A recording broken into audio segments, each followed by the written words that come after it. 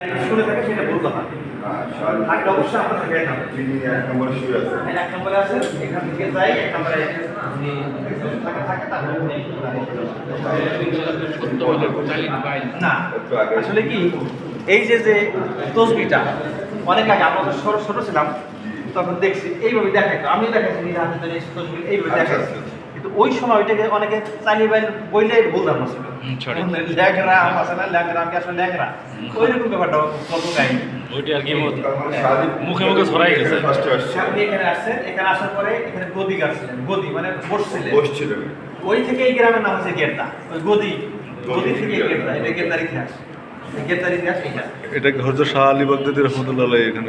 এই শাহবাগ দিয়ে 4টা জিনিস, ওই পাশে আছে পাগড়ি, এটা জায়নামাজ, এটা মাছের দাঁতের তৈরি তসবি, আর এটা চন্দন কাঠের তৈরি খানা খাওয়ার প্লেট।